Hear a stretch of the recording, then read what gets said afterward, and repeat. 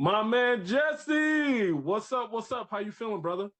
Man, the grind continues, but the build is continuing to happen. So you couldn't pay me to complain, man.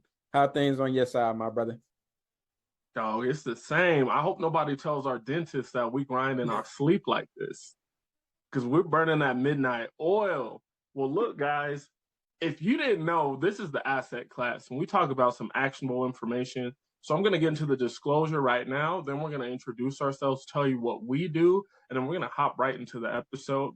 So, guys, here at the asset class, all this information is meant to be used as educational and entertainment wise. We highly, highly encourage you to hire licensed professionals with a long track record of success, bonded in nature if need be, depending on what type of business it is. And then we highly, highly, highly encourage you to do your own research, because as you learn more, each one, reach one, teach one. That's how we learn and grow as a community. Jesse, tell me what's good in your world. You're over there collecting those checks, changing those clients' lives. What would they do without you, my guy? So transformation, man, is the word that has really, as I've been on this particular project, because the last consulting firm that I worked for before going independent, I didn't have the experiences as an entrepreneur myself when I was working with clients. And over the 3 years in between resigning from that firm to taking this contract with this other firm and still operating as an independent, my perspective is just different. So when I'm engaging with my client, it's from a whole different perspective. And the transformation that results from it is completely different. So I'll give you an example. When I first got to Colorado Springs, I didn't have a single client, and I had no idea how I could get any clients.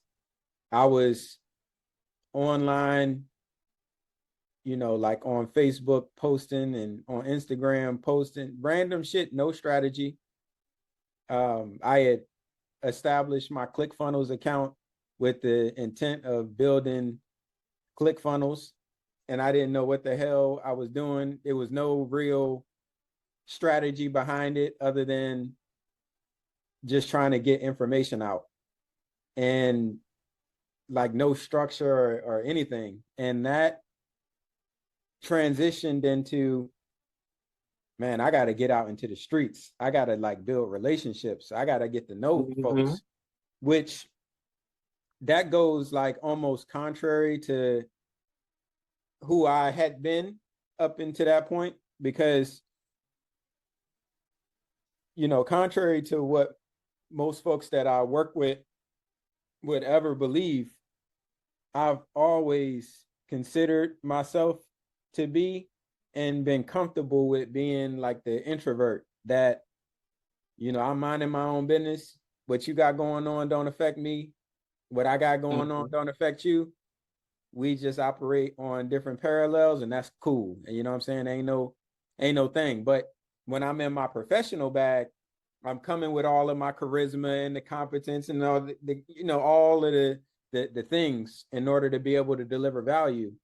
Well, when working for somebody, bringing those attributes, it bodes well. Um, Going independent and having to do it all for myself, it was like a real struggle for me initially, as far as like, Yeah, how the am I journey. getting ready? How am I getting ready to get client? This business ain't gonna go. It don't matter how much I know if I can't secure my own clients to actually make it happen. So I started my networking journey in Colorado Springs, just showing up to places. And I quickly learned the value of the know, like, and trust principle of relationship building, because by continuing to show up over time, people started to know my face. And, you know, I would really like put my charismatic, energy filled face on that would mask the introverted side of me that would rather be on my own, you know, minding my own business. And that demonstrating that charisma led to folks starting to not only know me from continuing to see me, but they were starting to like me because I always came with the energy, and I would always be talking my shit. And they like, yo, this dude actually know what the fuck he talking about. So it was like that like element. And then like kind of marrying Bro, those two. real quick. Yep. Like, for everybody listening, he just gave you a ton of game right there. You know, he basically told you got to get out of your comfort zone because there's not any money in there. One. So what feels easy is easily the best way to stay broke. Two, he turned up the charisma even though internally he was feeling different. We can do hard things, and my brother Dr. Eric Thomas says if we want to be exceptional, we have to look at difficult differently. So he was looking at this with excitement, even though he could feel, you know, the tremors or whatever. Terrible and terrific have the same root. So you guys got to pick up the game that he's giving you right now. And the last part, he's going to continue his story. So once you come with the charisma and people like you, you got to be able to talk your shit. Translating from Jesse Knees to what y'all are listening to is that means you have to know your stuff inside and out, upside down. It's not just knowing the theory of something or reading a book about something. It's knowing how to implement it, and it's knowing how to implement it in different ways and explain it in different ways so that business owner can grasp what you're trying to give them. And when they connect it to their root cause, they'll actually let you help them. And when you help business owners out, you always get paid.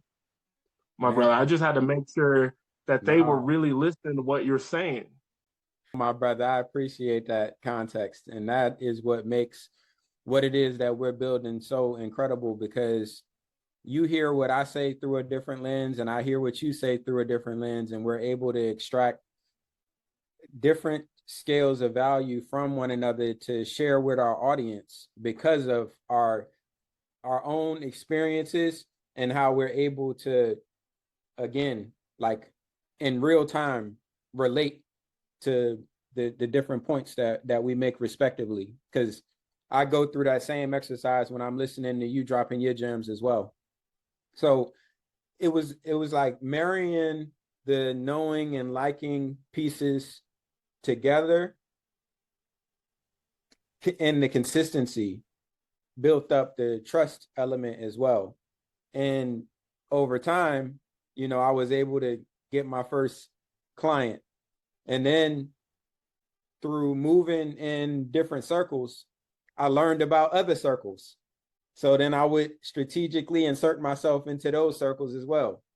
Well, one of the circles that I had found out about was BNI, Business Network and International. And I heard so many mixed stories about what BNI represented and what it could potentially do for my business. And it was just like, you know what? And the primary reason is you actually have to invest in yourself and what it is that you're building in order to even be in that room. So it's like $800 a year. And then every week, you know, you got venue fees and whatnot. So it's a monetary investment to be there in the room. And what I found out was a lot of folks that had negative things to say about BNI is because they walked into the room with a sense of entitlement.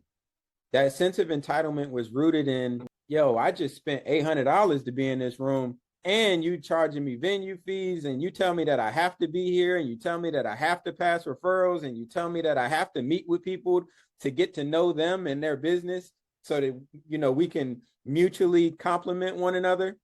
Like, I got to do all of this work, and I done spent this money. And it's like, yo, that sense of entitlement is crazy. Like, are you a W-2 or are you an entrepreneur? Do you want to get paid off the value that you bring to market? Or do you want someone to cut you a check, meaning they buy you at a wholesale price and then they pay you at retail? Like, which one is it? Like, anytime I hear someone say that, like, I have to go to these meetings, I have to go to a training. You know, I'm always going to trainings. You're always flying around to enhance yourself and to do business. And you and I are get to people. I get to do this. I get the opportunity. And we're looking at it as a blessing, and we're moving forward with gratitude for having the opportunity to be in the proximity of greatness. And like, as Eric Thomas says, you know, to be in miracle opportunity area where the soil is rich and enhanced and you never know what can grow from it. Like, I'm with you, bro. When people are coming with that fugazi, oh, it costs this, it costs that. Just like one of my designations that I got last year, it was $5,000 just for the designation. And that doesn't include like the CEs that comes with it, the monthly fees. I had to fly out to Kentucky. I had to bring somebody with me that's on my team. His thing was $5,000. Like, what are we talking about? I'm talking about the opportunity that now, when I walk into the right rooms or I get the right phone call, the right text, I have done the work and I've invested in myself to turn that into a life-changing situation. So I just had to hop in there on that, bro, because like that shit gets me heated. No, and again, it's the sense of entitlement. It's like, yo, because I've done X, Y, and Z, I should get this, or I'm entitled to that. And it's like, that's not how that works, bro. You know what I'm saying? It's just not. There's a small pool of people that get like very hot moments, and they're able to leverage it into something great that sustains. But that's a very small pool of folks. There's a larger pool of folks that are able to get that spark, and things are flowing for a moment. But since the true preparation was never there to begin with, it's never sustainable.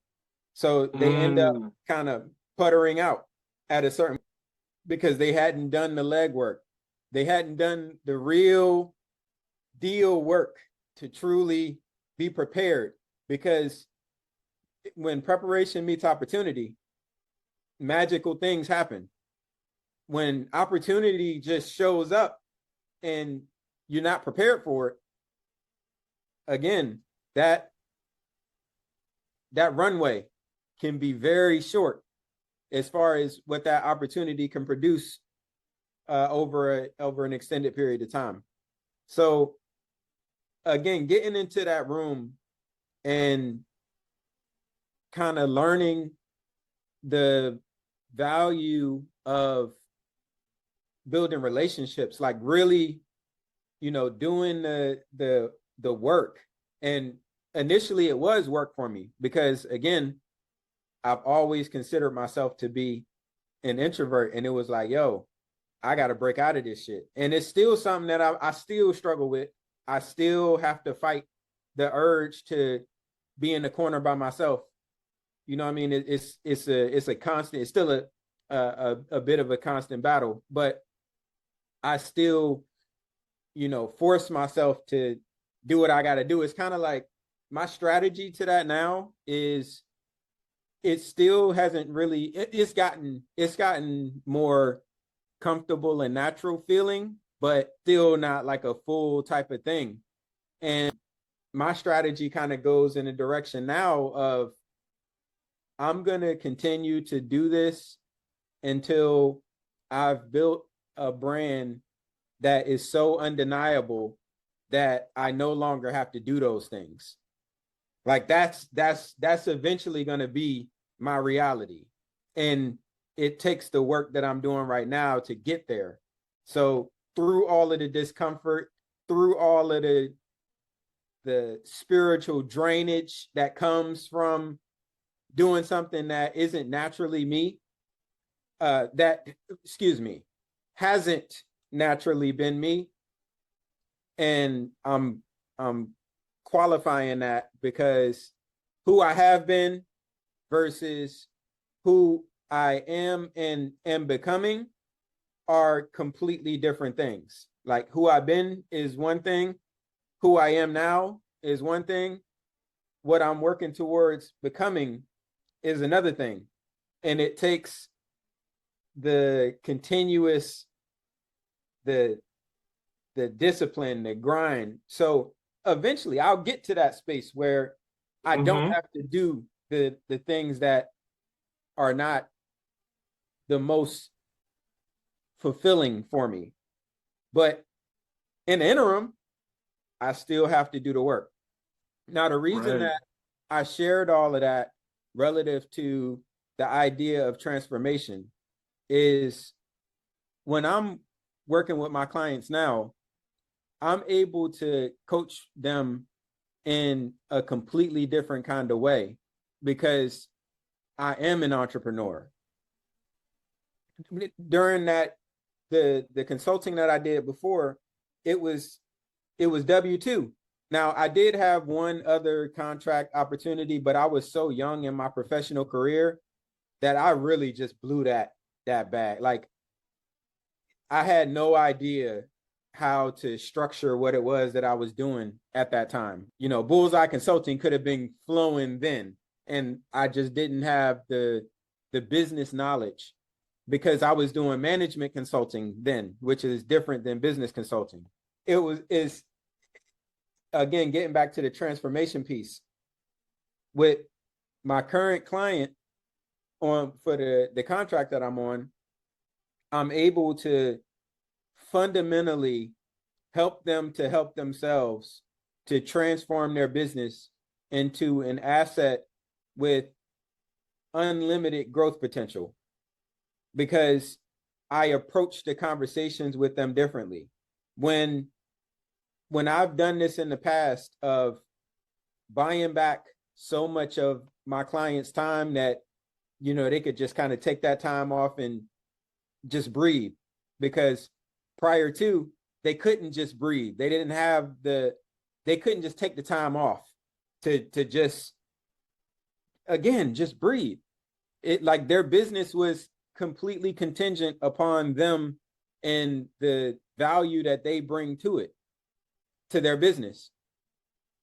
Well, now when I'm working through the process of building the leadership team apparatus that buys back all of the time, I'm complementing that conversation with, so I sent my client a list of BNI chapters in this local area and was like, yo, these are all of the benefits that comes along with being in that room.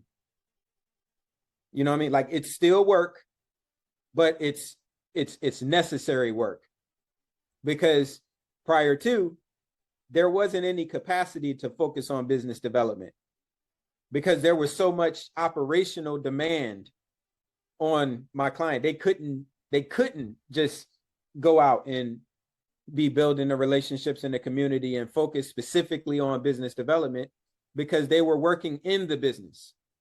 They were confined to working in the business, so they couldn't work on the business. And bro, I don't think they're hearing you. Like, that's bars right there. Like, if you don't have the systems that he helps you create through Bullseye Consulting, you can be so stuck in the business that you can't work on the business. Means that you are laboring and that you own a job. You own a job. You don't own a business. right. And you can't get out of that cycle of owning a job because you're so busy owning a job. Anytime there has ever been a problem, whether it's been quantum physics, it's mathematical, it's an accounting, it's tax, it's financial retirement, business leverage, whatever it is, the level of thinking that created the problem cannot solve that problem. you have to go to a different level of thinking or a different perspective of thinking. So without him coming in to show them things that might be counterintuitive, where a lot of business owners feel like the more they're doing, the better their business is, when really it's counterintuitive. You should only be doing what you love to do or what you are best at. And hopefully there's a Venn diagram where those cross over and you love to do the thing that you're best at. And that's what moves the needle the most for the business. So, like, it's just like bar after bar after bar. But don't miss out on that, because that's probably the biggest thing that businesses face when they're trying to scale. You're too busy working in the business to work on the business and to make the community relationships that you swore that you were going to make, and to help the nonprofits that you swore you were going to help, and to help out the kids that were just like you, that had a hope and a dream and needed some guidance, but you haven't created the system to create space and time and money so you have the leverage to help the people that you want to help. So I just had to make sure that they didn't gloss over that. And, I know you're going to continue, but this is probably a great time for people to understand exactly who you are, because you're just giving game. So Jesse, who are you and what do you do? So fundamentally, I am a transformation artist when it comes to business. And it's not work for me. Like, the only part that's work right now in what I'm doing is having to follow the systems that the firm that I'm contracted with has.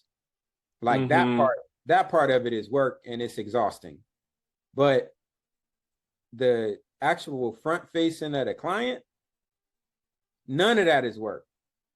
And seeing the results of it. So, for example, we had a conversation about opportunity cost with my client's team, where we broke down the opportunity cost that comes along with missed productivity. So when you think about your team, Earl, do you expect 100% productivity from your team?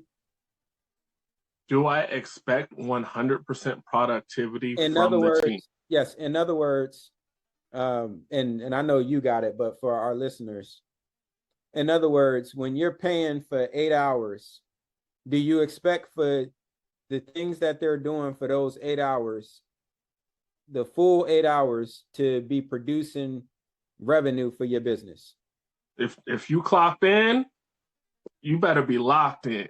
Now, the thing about that is, we're talking about human enterprise. So when we're talking about human enterprise, being realistic in the expectations are absolutely critical. So given that we're talking about leveraging humans' capability to produce for an organization, it's not realistic to expect that in a full 8 hours, that every single thing that they do in those 8 hours is actually generating revenue for the company. Because we're human beings. What? And You mean they're not robots? right. So to that point, for those business owners that attempt to kind of herd their teams as robots, where they just like constantly cracking the whip, it has an expiration date. There's a life expectancy to that, because again, we're dealing with human beings. So a general good rule of thumb for productivity, or goal for productivity, is about 80%. If you're getting 80% productivity from your team, you're doing damn good. Well, with when we look at what 80% of an 8-hour day is, that is 6 hours and 24 minutes.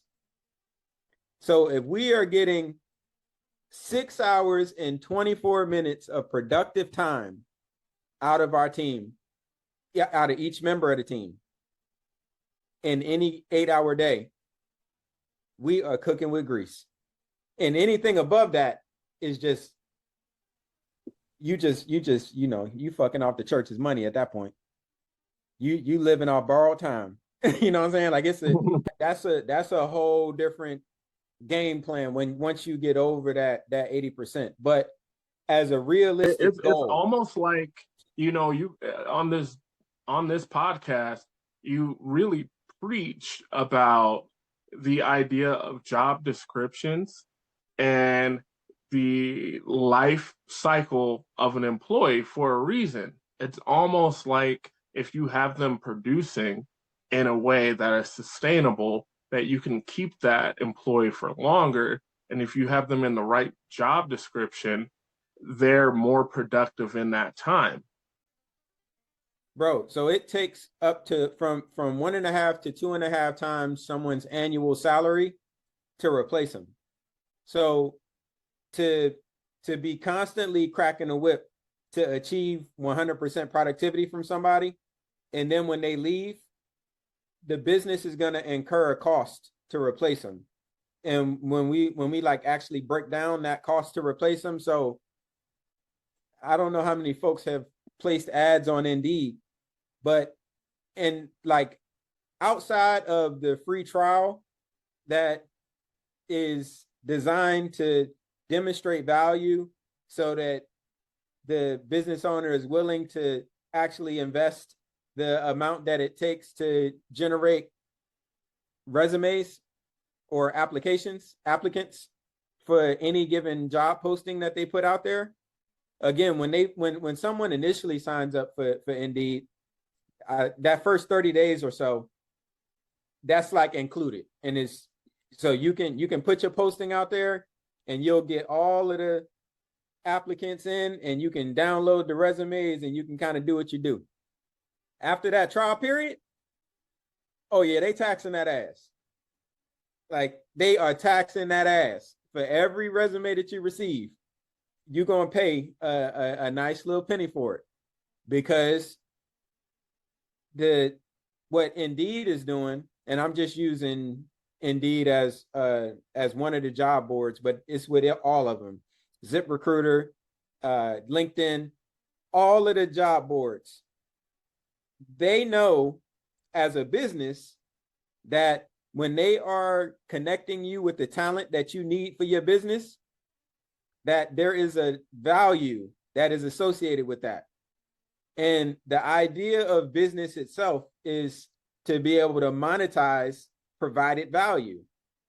So when one of the job boards connects the right talent with the business, the upside to that for that business is insane when they do it the right way. Meaning, they onboard them properly, they have the right expectations, they got the right accountability systems in place, like all of the things. That return is going to be insane. So them job boards, they charge quite a bit once you get through the trial period. But then you also got the time that it takes to actually develop someone so that to the point where they're actually producing for the company, where they're not just in training mode, but on their own 2 feet, they can perform tasks that actually generates the company revenue consistently, without quality defects, without issues.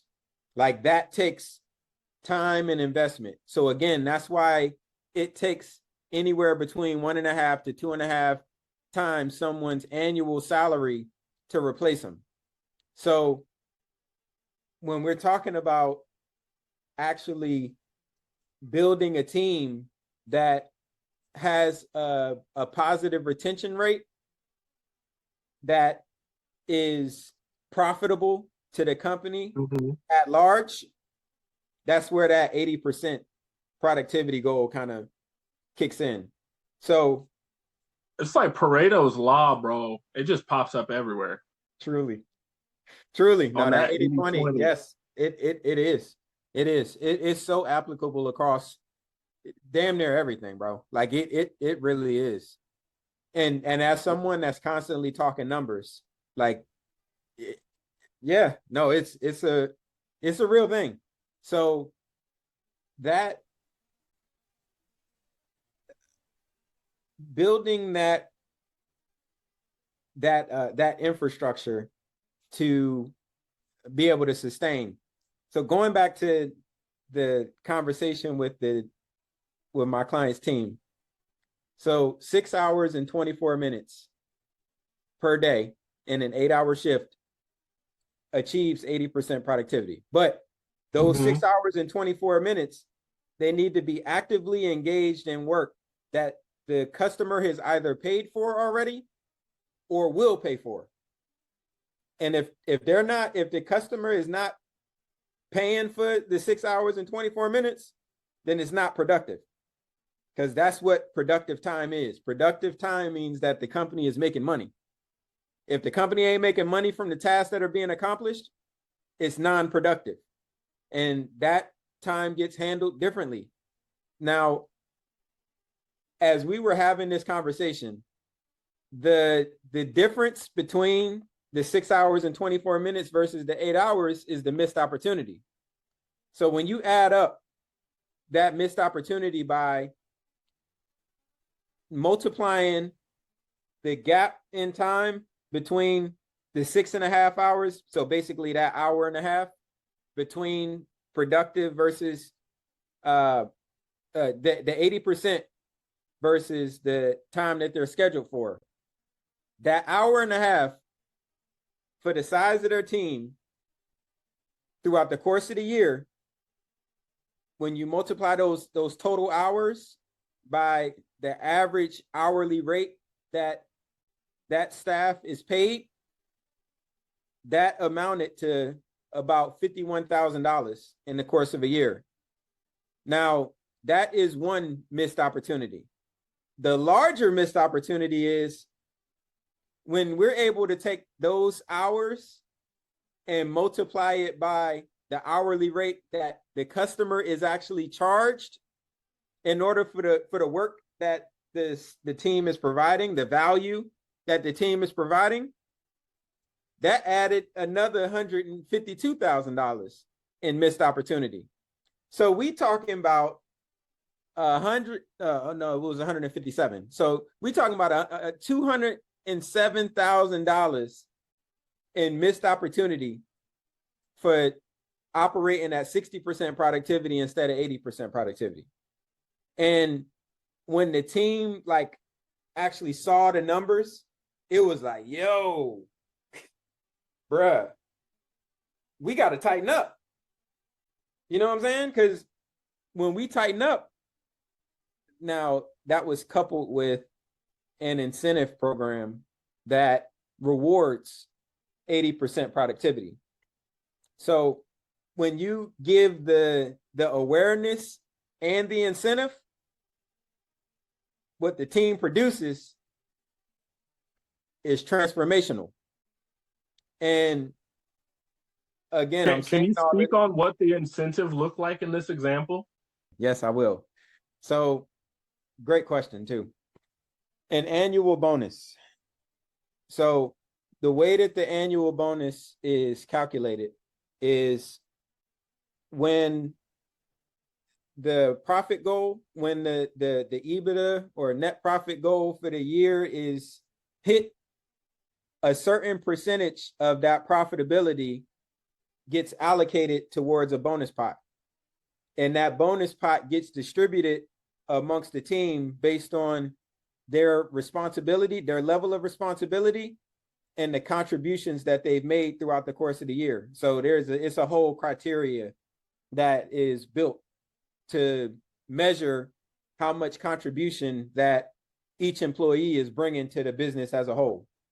And so essentially, if I'm an employee And I know that we're performing at a 60% level, that if we get to 80, it creates this much more revenue. And there's a pot of money there.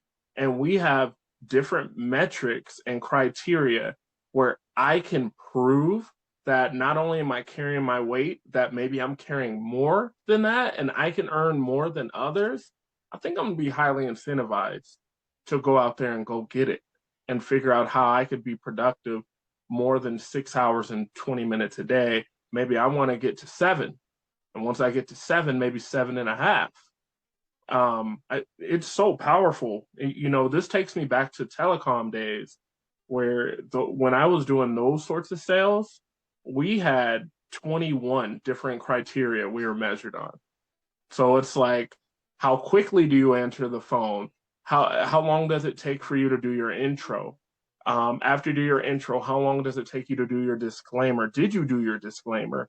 What does the discovery portion look like for you? And I know when I became number one in my enterprise, I knew from all the different metrics that it took me 6 minutes and 59 seconds to sell our biggest package. And if I sold like home security on top of the telecom products, it would take me additional 2 minutes and 30 seconds because I had to read more disclaimers. And the interesting thing with our center, we went through a merger. This is the first time I ever came across mergers and acquisition. So it kind of planted a seed in my head. I was like, we're going through a merger. What does that mean? Well, this smaller company was acquiring us, and they pretty much laid down the gauntlet. They said, our center of operation, and there were 3 others. They were going to get rid of 2 of them, and they were only going to leave 1 to do sales. Everyone else would have to convert to a different job title. I am not a customer service personality. I don't care. I don't care about your problem. I don't care that this happened. And it's not that I don't care. I want people to be happy, but my skills are better utilized connecting with new clients and keeping the lights on. So we all banded arms. And over the next 4 months, we went from bottom 4 in 15 metrics to top 3 across 21 different metrics. So with that, we were producing well over, a few $1,000,000 extra in revenue for the business per month. And that includes our extra income and incentives we were getting.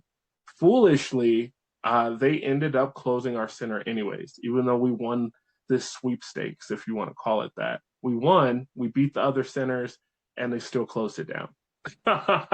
So that goes to poor management of talent, which is a whole different conversation. Well, that there's that. There's that, and but then there's also, because I have another client that owns a franchise location, and their corporate headquarters, they measure the success of each individual location based on the amount of revenue that they generate, which is a flawed metric, because when a location is producing $2 million a year, well, that sounds pretty good from the layman that doesn't understand how business actually works. Like, yo, you own a $2 million company? Like, how did you be killing it? Yeah, how did you do that? Until you find out that they spent 2.1 million on cost and expense to run the business. And then it's like, oh shit, you own $100,000 liability every year. That's a whole different. So it's like, how can we say that these locations are the best performing when we're only looking at it from the revenue perspective? So what you're describing there is they incentivized you guys to generate revenue. That doesn't mean that they had solid business principles behind the scenes to make sure that the business as a whole was doing well. So it's the equivalent of just pouring water into a bucket that got a bunch of holes in it. So they were bringing all of this, your team was bringing in all this revenue, but like the bucket that they were pouring that that that revenue into, it was just riddled Swiss cheese style with holes. So as quickly as the revenue was coming in, it was probably going right back out, and that's not sustainable, which is what causes those types of shutdowns to happen. Yeah, it definitely can. I thought this one was a unique situation because, through different locations and whatnot, we all got the same calls, and they didn't change the marketing budget. So they kept all those things fixed, and I just saw people trying harder, which is a rarity when we're talking about a large sales force of, so like my So personal team. what's the possibility that the revenue that your team was generating was also making up for what other teams were not producing? There is a slight possibility of that, but there were so many metrics. Like I said, it went 21 deep, where it also factored in the average of different teams, medians, across different teams per center and whatnot. So it went pretty deep into the quantitative analytics. I think the But did big they thing for did this they also merger. but did they also have the accountability? Because you can have all of the metrics. If the Mhm, metrics are not, because data is generally only as valuable as how and when it's used. So that's right. they can have 87 metrics that they use to measure the effectiveness of somebody. If they're not using that data properly and they're not holding the other teams accountable, then those metrics don't really mean a fucking thing. You know what I mean? 100%.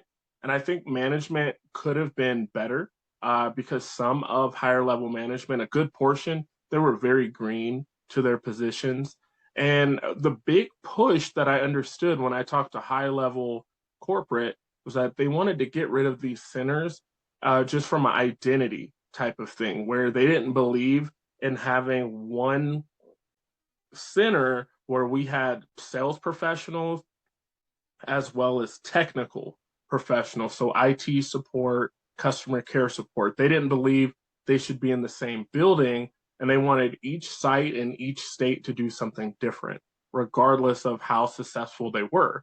So that was really the driving force that made it an interesting situation, and probably one of the best lessons I've ever learned, because I ended up getting played in that whole situation where, I had thousands of dollars in commission that I didn't get paid out at the end. I didn't get my severance because I was fired through a technicality, and that technicality went to pretty much all of the top earners.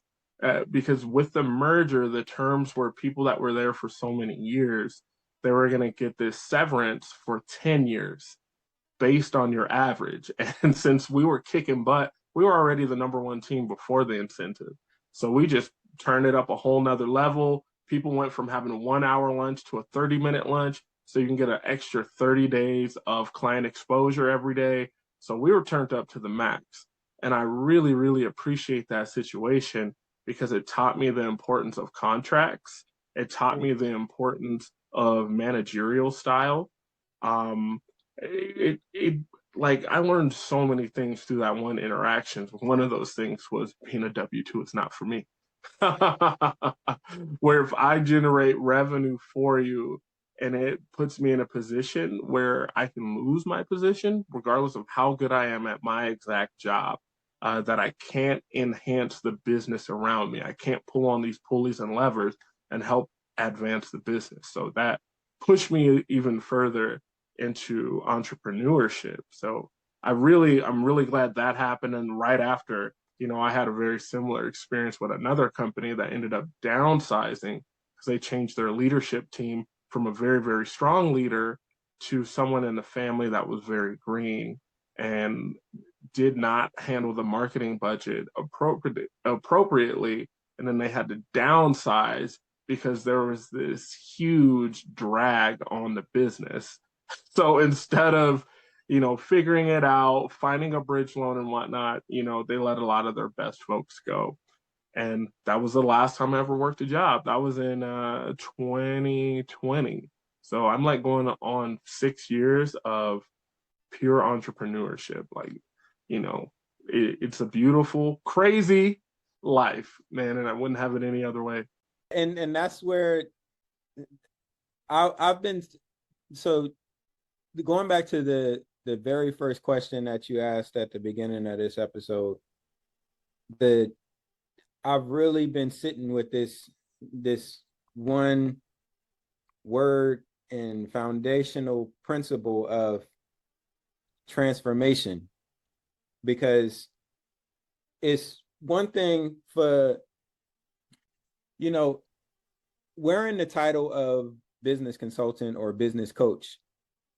I know that when people hear that, their eyes just kind of glaze over and they just like, another one. Another one.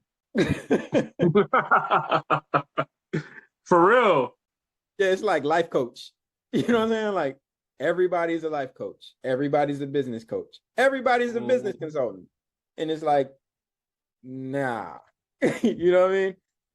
It's this shit is transformation, bro. Like, I've watched over a 8-week period my client step back from his, like, I'm seeing it. You know what I'm saying? It's not no speculation. Like, I see how many days. No cap in your rap. You know, like, I know how many days that he's been in the office. You know what I mean? Since we started getting all of this shit kicked off, which is not something that he could do before. Like, he's told me the stories of how things have been and what it looks like now. And again, that's just in 8 weeks. So it truly is, when done the right way, it's transformational in a real kind of way. So I'm just I'm fulfilled. I'm blessed, bro. Like, to be able to operate in a space in which, because nothing that I've done feels like work, with the exception of the corporate bullshit from the contract I'm on. But everything else is just swimmingly, bro. Swimmingly. Because ultimately, what matters to me the most is my client and my clients. I got multiple clients. And, like, by working with the one client on the behalf of the contract that I'm on, it sharpens me to be able to deliver more value to my clients that I built in Colorado Springs. Like, when I'm on the calls with them, because that work still continues. It means that my days are longer. You know what I mean? Between the 2 podcasts, the clients that I've maintained, and this contract that I'm on, the days have gotten longer for sure.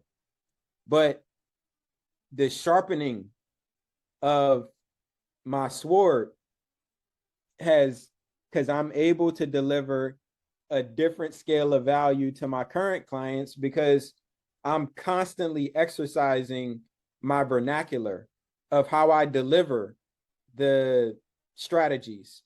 Because that was another thing that I had to, like, really work through when I first got to Colorado Springs, where, I wasn't talking to people, I was talking at them, and I was talking over their head. The way that I articulated certain things, I wasn't really good with formulating narratives to educate. And as I'm, like, operating in the space now, I'm constantly with multiple people all day long, coming up with new creative ways to educate folks in a way that they are actually able to retain and execute upon the strategies, as opposed to it being like a bunch of word soup that may sound good on paper, but ends up flying over people's heads, which then makes it not sustainable in its implementation. So it's like, that's big, bro. I struggled with the same thing because we invest in ourselves and we learn these things. and we're learning them at the highest level, because the rooms that you and I are in and the folks we're learning from, they're giving that stuff to you at the highest level, and you just got to figure it out. You got to do the extra homework. You got to do whatever to be able to understand it. But to really master it, you got to ingest that information and be able to kick it out in multiple different packages, depending on personality type, depending on industry and experience. And that's what shows that you have true mastery over whatever you're doing, when you can explain it to a 5-year-old, or when you can explain it to a whole bunch of different 5-year-olds, you know? So that's heavy, my G. And I think that's why a lot of people miss out. I tell a lot of folks to read Start With Why by Simon Sinek. And it, I just feel like I remember watching this TED Talk when before he wrote the book. And man, it was like 240p on YouTube. And I'm like watching it because I couldn't go to the event live. I'm like, man, this dude is kicking absolute heat. I'm going to make sure that I implement this the best that I can into what I do. And I've seen a complete transformation in conversations that I have with folks. Even, I was talking to a young lady who left real estate to go into counseling. And she was at a point where she was like, I was doing great, I was making great money. However, I wanted to help people on a realer level than just helping them get into their first home or getting an investment property. So that's why I shifted over into counseling. I was like, that's dope. And then we're starting to talk about like her belief system. And it's like, do you have an aversion to wealth? And she kind of did. So the interesting thing was she almost felt some guilt in the money that she was making in real estate because she couldn't control the market. As we know, the market went crazy after lockdown, where a lot of homes doubled. So people were very, very greedy in the market, and it was very much so a seller's market. That left a bad taste in her mouth with her framing of her mind, even though she was making giant checks. So from there, we're having this conversation about her beliefs and whatnot around money. And I was like, wow, I wish you could have framed this in a way where you were moving both and instead of either or, where you were using your capital and real estate to create a nonprofit that helped people get mental health, to help people get counseling. Maybe you have a partnership with a nonprofit that does that. It's so many different ways you could have had both, and where you could have been producing this incredible lifestyle for yourself and helping people. And it was interesting to see it like click in her head. And she's like, well, explain what you do, because you help businesses with taxes, and you help people with like retirement and get money. Like, how do you connect with them? And then I started explaining how I'm an advocate for these folks, how I am their best chance at success in my given lane. And because I make all these different systems and programs merge together so that they're all aligned, these people are less stressed, they're more profitable, they get to keep more of what they deserve, and it gives them the opportunity to be more charitable, if I clear up a bunch of money for them, I can then send them to Jesse, and Jesse can help them scale. And they're going to be able to scale without paying more taxes. They're going to have a better lifestyle. And with that lifestyle, they get to enjoy their kids, they get to enjoy their wife, their church, and everything else that's important to them. So then the clients become a both and type of person. And then they're reaching out to people and putting them into our ecosystem. And we're just repeating the process, and we're creating these ripples and waves that are going to outlive us, where it's going to be legacies that folks don't even know why they do things the way they do, but they know, but if they trace it back, they know it's coming from Jesse and I.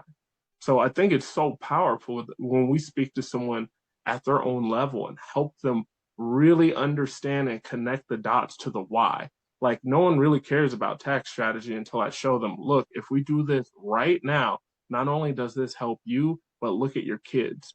We're going to save your kids $7 million in taxes because we're taking care of it right now. So that means the generation after that, if they keep following the blueprint that we put in the trust in the family constitution, that next generation, they're going to have $25 million. And this thing is going to keep going and going and going. And you can create 4 generations of wealth, and you can create 4 generations of do-gooders. We have to normalize, especially in our community, creating trust fund babies. Instead of hating on them, we need to be making them. We need to be studying them. Bars, bars, bars. I hate that from the time that I've been on the road, my Wi-Fi be so kind of shaky that we can't reliably, we can't reliably depend upon what's some of the other platforms. Riverside. Yeah, like we got the Don DeMarcos and the Flames and the applause and all of the things. And you definitely would have got the you know what I'm saying? Like Don DeMarco. Yeah, man. Yeah. So no, it's this especially where the world is moving at, the direction that the direction that the world is moving in.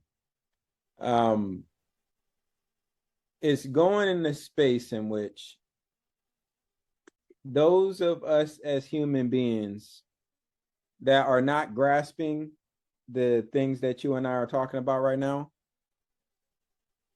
it's going to get murky. It's going to get significantly murky, because the way that capitalism works, the only way that it works is when there are people that are basic victims of the system, unbeknownst to themselves. It's the only way that it works. So it's I don't know, man. It's unfortunate to kind of think about what that's going to look like in the coming years. But like, what gives me a level of peace, and because you and I as individuals, we can only do what we can do, and collectively as a unit, we can only do what we can do. But one of the things that we can do is continue to put out the information, and those that gravitate toward it hopefully take action upon it, because that's what we can do. You know what I'm saying? Like, we can feed the ecosystem in that way. We can't change the way that capitalism is structured. And these are like the cheat codes to leveraging the way that the system is structured. It's like giving out the rules of the game, that it's all because nothing that you and I talk about on a weekly basis is rocket science, and it's all public information as well. The challenge is, going back to the point that you were making a little earlier, the rooms that you and I navigate, we hear the information, and it's up to us to go make it make sense to ourselves, or we could just walk past it. Like, we have the wherewithal and the discipline to actually go back and do the research to understand what it was that we just heard. So in 2020, when I first started working in small business consulting, I didn't know a fucking thing about accounting. Nothing. Like, it was so overwhelming. One of my partners that's a CPA, I said, bro, like, what can I learn? Where can I learn about profit and loss statements and balance sheets and all of this shit? And like that was, I would have to front face clients with that deficiency.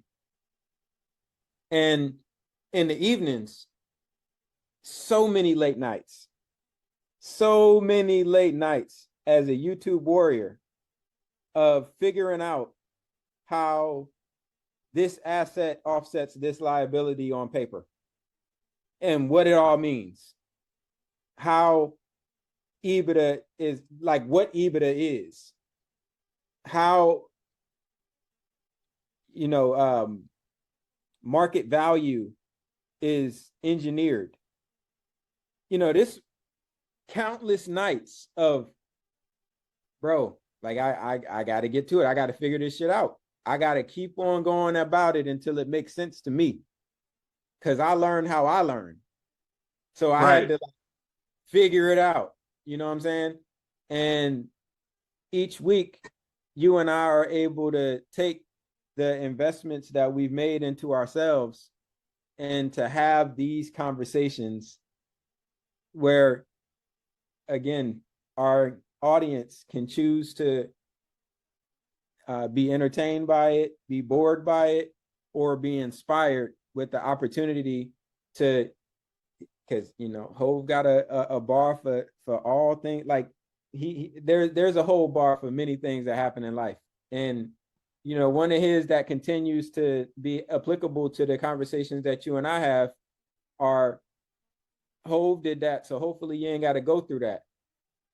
Like those countless nights that you and I have had to endure to really understand and master what it is that we've respectively chosen to do that for. We now share the information directly. Like it's no fluff on it. It's like really straightforward. You know what I'm saying? Like it's really straightforward. When you take what you're hearing and you just go execute, you are bypassing all of the shit that, you know what I'm saying, that Earl and I can speak to, that we've had to endure and grow through. It takes a certain place of both confidence and humility to be able to take in new information and execute it. And it kind of leads back to what I was saying about being in certain rooms. Until you've been in certain rooms, you don't understand that when you get information, you got to go execute on that immediately, where there is no information. I got a guy who is a pseudo mentor. I get to talk to him once a year. I get about 15 minutes. He, as soon as a certain company goes public, he becomes a multi-billionaire. Right now, he's worth about 625 million. When I get to talk to him, the first thing he's going to say is, what did you do with the information that I gave you? I'm like, look, I did this, and I got this result, which led me to do this. What's my next step? If I don't have those things, there is no new information. There is no 15-minute conversation.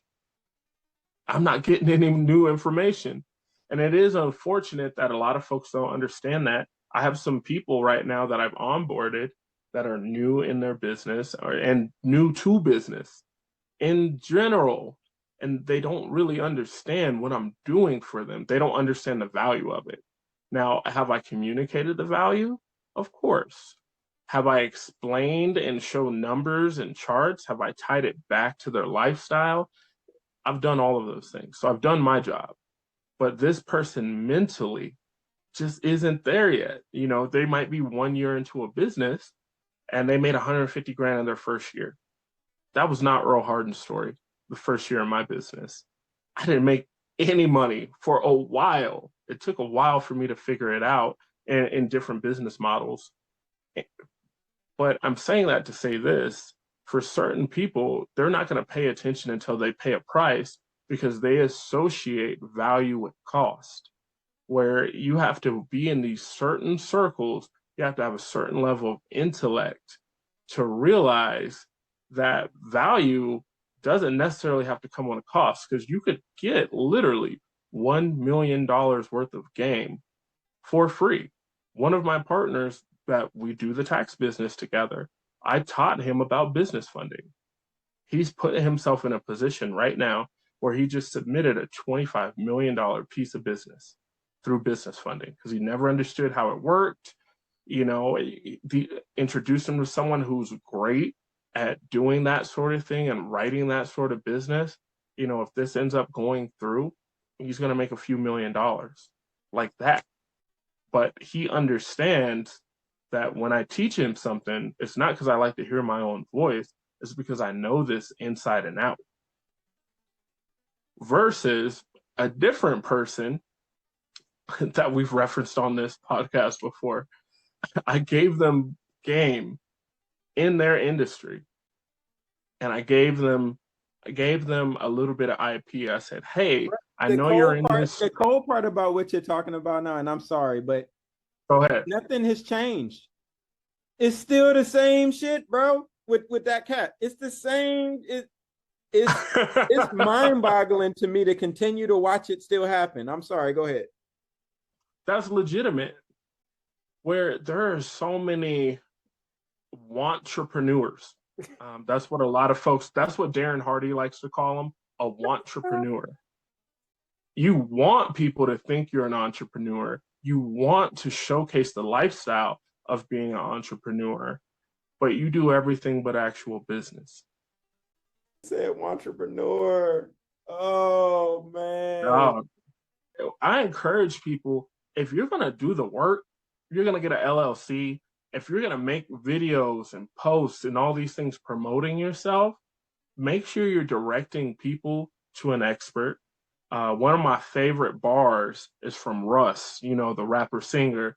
And I'm paraphrasing, but he says, everybody's out here looking for more followers, but where are you taking us? I was like, oh, that's such a bar. And he is a genius. Above being a great artist, he is a genius business mind. Like, he applies sound business strategy to what it is that he does. So, for example, in the music industry, which is very predatory in nature, ridiculously predatory in nature, the record labels basically give out very extremely high interest loans for artists to put together music, and it's distributed in the form of an advance. So you get the artist talking about, yeah, I just got $1 million. Well, in order for you to actually fulfill the requirements of the contract that you signed to get that $1 million, that means that the company is going to make millions, hundreds of millions of dollars off of your $1 million or $2 million that you signed the contract for. And it's terms on that $1 million that they gave you in advance. Like, unrealistic. It's the most predatory bullshit ever. You know what I mean? Like, it's kind of insane. Those 360 deals, I feel like would not be legal. It's all of them. Like, they all should be. In any other industry. So not just a 360, there are other terrible. But I mean, the 360 deal is brought up most often when I think about almost any other industry. It would be illegal. It would be completely unsound and unethical to be able to do that, to be able to tell someone, like in your example, you get $1 million advance and they're pushing you, they're putting marketing dollars behind you. And at this point, the company might have made 5, 10, 20, $30 million off of your efforts. But the way that the deal is structured, you can only pay back based on the percentage that you're getting from them. So you might only be making 2.5% off of the 25 million that you made them. And with that 2.5%, you're supposed to be paying back your $1 million advance. So when I think about those sort of numbers, the first thing that pops in my head is sharecropping. It's, oh, you're not a slave. No, no, you're free. You can do anything you want to do. However, you can't own land. You can't own the means of production. You can't own or control the means of distribution either. You can't own anything that has to do with the production of the seed, the soil. And then also, you're not going to get paid in currency. You're going to get paid on a credit basis. We're controlling the amortization of that credit piece, and you always end up owing more than you've earned. Like I look at, the music industry as a parallel. That is such a Sharecropping, bro. brilliant analogy, bro. That is such a brilliant analogy, which again, so for an artist like Russ, what he's recognized is by treating himself as a small business, he has independently generated revenue to then reinvest back into his company. So now he can go to banking institutions and investors and get investment directly from the source, not these predatory advances, but traditional capital securement. Like it's brilliant. Like he literally he goes to the bank and gets money from the bank. He goes to investors and gets money from them directly, and he just cut out the middleman. So he's still not to grow. He's still not spending from his direct earnings. He's using the system as it's designed as a small business operator to scale exponentially. Like, dude is a brilliant business mind, man. I look at guys like him, and he's a great artist too. Yes. On top of that, which makes it even better. I look at guys like him. I look at Currency. I look at Larry June, and I think they are. And Tech Nine has a crazy following. He has the most respect in the world for me. Where these guys are independent, and they are the opposite of a plant. And the music industry is fearful of guys like them. They were so afraid of Nip. Oh my goodness, they were afraid of Nipsey. Where we have these guys who go, wait, so this is what the game is? Basically, the music industry is functioning as a bank, and they're probably not even using their money. They're probably going to a bank to be able to get to the funds.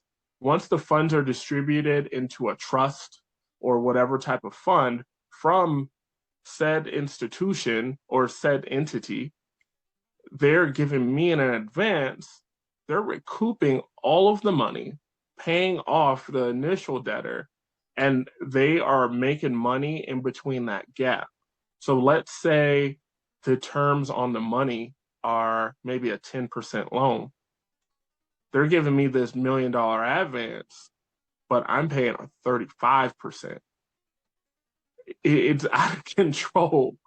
So they're controlling the amortization of said loan and the means of production and the marketing. And a lot of times the cost in-house, where it comes from the studio, the cost of pressing CDs and vinyls, the cost to be able to get it onto these digital platforms like the Spotify's of the world, the Apple Musics of the world. So essentially, they've built a business where they have all the verticals around the artist, and they're just pimping the artist out. So I highly encourage people to look at these artists, listen to these artists, especially because they kick real game too.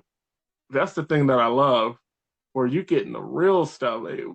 It's funny anytime I see like an industry push story, they're like, is Russ too braggadocious for hip hop? And I'm just like, man, this is such a plant story. So he's too braggadocious, but Drake isn't. Drake Drizzy Roger isn't braggadocious. I think it's more so because he's teaching them about liberation of the mind, the spirit, and the finances. Same thing with Larry June. He's saying, bro, you don't need all those pills. What you need to do is stack your money up and start leveraging real estate. You need to drink smoothies. You need to drink alkaline water. You need to have a woman that actually helps you stabilize your nervous system. And they're like, damn, why won't he talk about Molly? Why won't he talk about syrup? Why won't he talk about these opiates where we make billions of dollars off of them? And then when someone becomes addicted, we make billions of dollars off them being in the hospital, in different clinics, in different rehab facilities as well. Why is he trying to get them off the hamster wheel and get them healthy? I'm just saying, though, allegedly. Bars, my guy. Bars, my guy.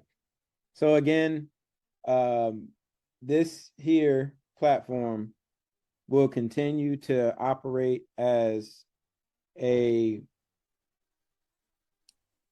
echo chamber of the opportunities that exist to us all to leverage the system as it's designed, because the necessary changes to the system to be more beneficial to the collective in society, there is no incentive for that to happen.